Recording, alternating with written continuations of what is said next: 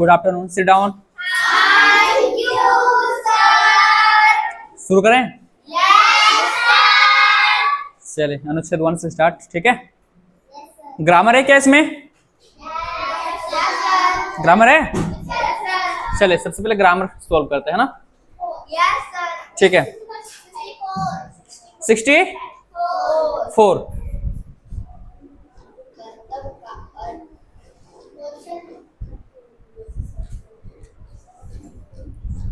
हाँ 65। चतुर का उल्टा क्या होता है? चालाक। एक मिनट, चालाक, विद्वान, बुद्धिमान और मूर्ख, ठीक है। चतुर का जो उल्टा होगा क्या होगा? मूर्ख होगा। जो चालाक है, बुद्धिमान है और विद्वान है क्या है? चतुर के पर्यायवाची हैं, ठीक है। चतुर इंसान, होशियार इंसान को ही ना बोलेंगे, ऐसे है ना। होशियार इंसान को चालाक बोलते हैं, बुद्धिमान बोलेंगे, विद्वान बोलेंगे, ठीक है। बट चतुर का विलोम क्या होता है? मूर्ख। तो आपका ऑप्शन क्या होगा? डी नंबर, ठीक है। गुड। आगे कर्तव्य। कर्तव्य का मतलब क्या होता है? कर्तव्य का मतलब क्या होता है? ठीक है। खेलना, कूदना, कौशल या नृत्य। कर्तव्य का अर्थ होता है कौशल, ठीक है। कौशल, ठीक है, ठीक है ना।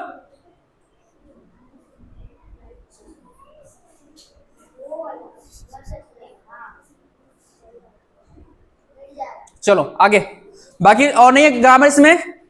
अनुच्छेद से स्टार्ट करें ना।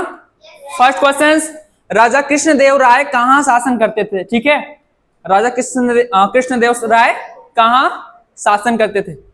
किसी समय दक्षिण भारत के विजयनगर में राजा कृष्णदेव राय शासन करते थे। कहां जी?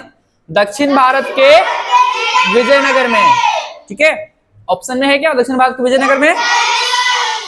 क्या है option number? Option number B correct है। चलो आगे बढ़े। सेकंड क्वेश्चन, राजा कृष्णदेव राय को तेनालीराम नामक दरबारी क्या कर देता था? ठीक है, क्या कर देता था? चले आगे बढ़ेंगे। उनका दरबारी तेनालीराम, दरबारी का क्या नाम था? तेनालीराम, ठीक है। अत्यंत क्या था? चतुर था, होशियार था, ठीक है। जो किसी भी समस्या को हल कर देता था। क्या करता था जी? किसी भी समस्या को, हाँ किसी भी समस्या को सॉल्व कर देता था, ठीक है। ऑप्शन में क्या? हाँ ऑप्शन नंबर ए में दिया गया, किसी भी समस्या को हल कर देता था। कौन करते थे हल? तेनालीराम, ठीक है। आगे बढ़े। हाँ दरबार में किसने करतब दिखाए? एक बार एक नट ने राज दरबार में ऐसे करतब दिखाए कि लोगों ने दांतों तले उंगली दबा ली, ठीक है। किसने किसने दिखाई जी? एक नट ने, ठीक है। अब ऑप्शन में क्या? ए नट ने, ठीक है। आगे, अच्छा ये तो हो गया था ना। कर्तव्य का अर्थ क्या होता है? कौशल, और इसका मूर्ख, ठीक है, यही था।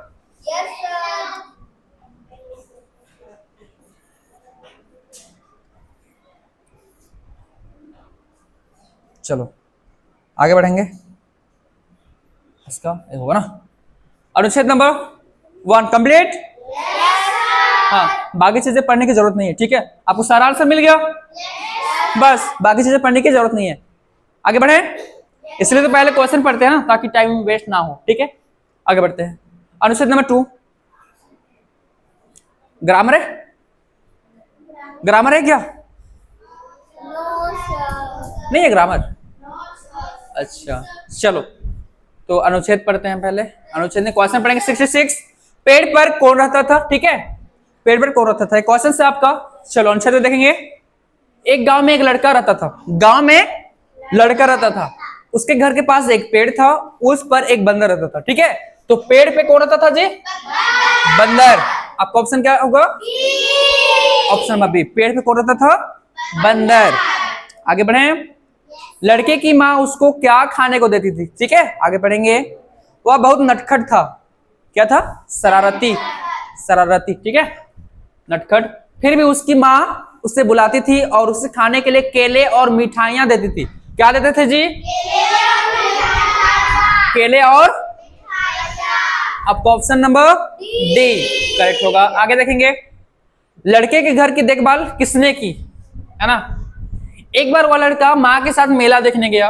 वे लोग घर में ताला लगाकर सुबह ही चले गए, ठीक है। शाम को लौटने पर उसने एक विचित्र बात देखी। कौन देखे? वो लड़का नहीं, कौन देखे? लड़का और उसकी मम्मी, ठीक है। वह बंदर उस दिन पेड़ छोड़कर कहीं नहीं गया, ठीक है। वृक्ष की सबसे ऊंची डाल पर बैठा हुआ सारे दिन उसके घर की रखवाली करता रहा। कौन कर रहा था घर का रखवाली? हाँ, तो लड़की घर की देखभाल किसने की थी? बंदर। ऑप्शन नंबर ए, ठीक है।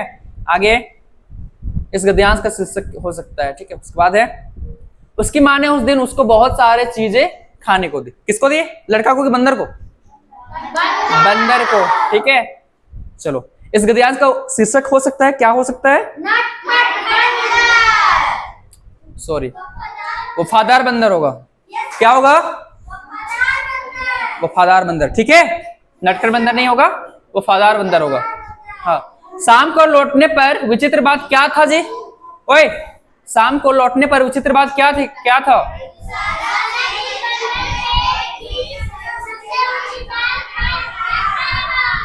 सारा दिन बंदर पेड़ की सबसे ऊंची डाल पर बैठा रहा। ये आपका विचित्र बात था, ठीक है।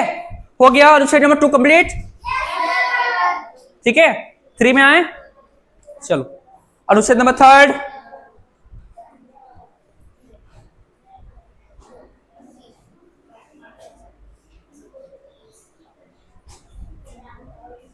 दिख रहा है? अनुच्छेद 3 क्वेश्चन पढ़े। ग्रामर है क्या? चलो ग्रामर सॉल्व करते हैं, सब सुनो ना। यहाँ ग्रामर में है मरियल का पर्यायवाची क्या होता है, मतलब मरियल को और किस क्या बोल सकते हैं, ठीक है। दुर्बल, स्वस्थ, मजबूत या ताजा। मरियल किसको बोलते हैं जी? दुर्बल चीजों को, ठीक है। दुर्बल चीजों को मरियल बोला जाता है, ठीक है। और है क्या ग्रामर? नो। चले अनुच्छेद 3 पढ़ते हैं। Question number 71।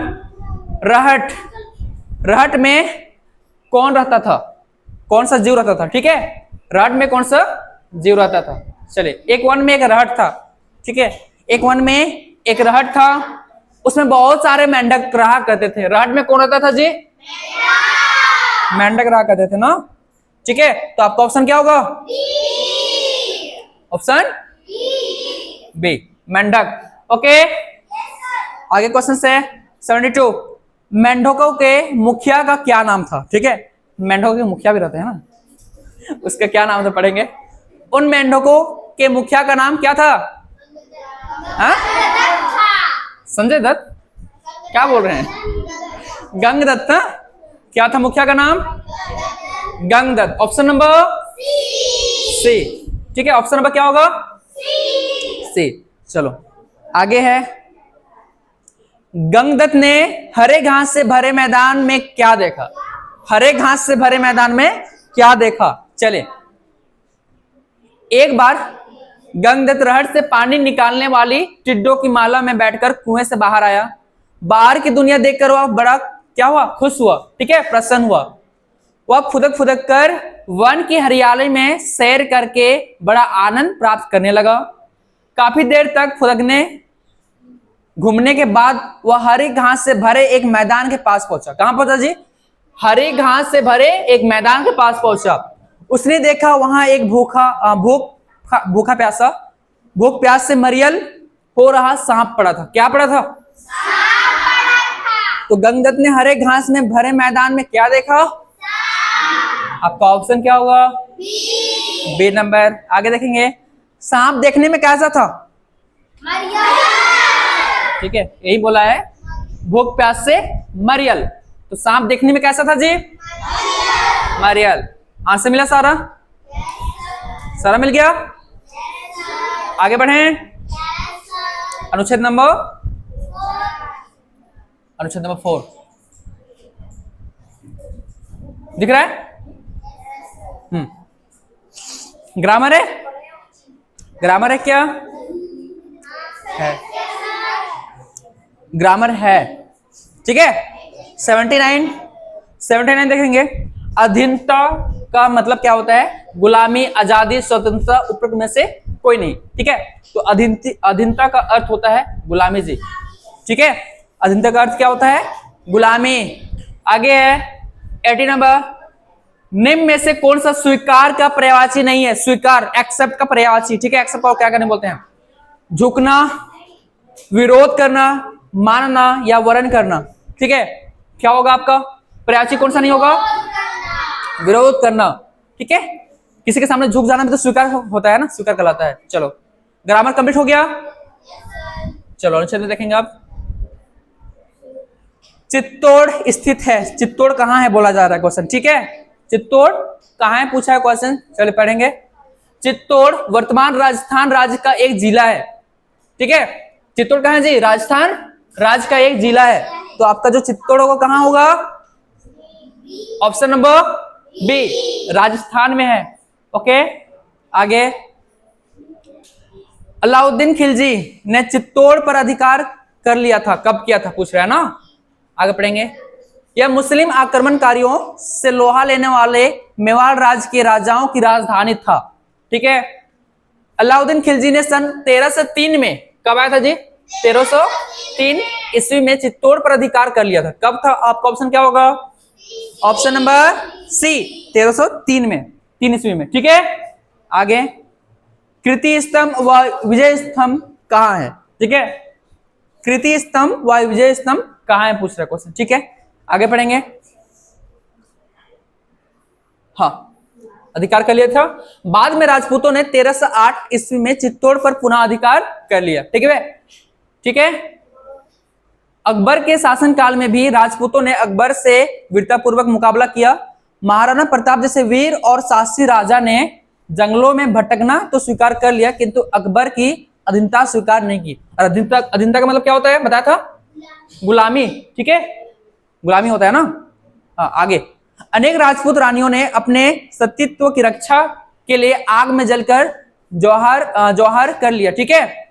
चित्तौड़ में निर्मित विजय स्तंभ, कीर्ति स्तंभ और किला राजपूतों की वीरता की गाथा क्या होता है? सुनाते हैं, ठीक है। तो जो विजय स्तंभ है और कीर्ति स्तंभ कहाँ है जी?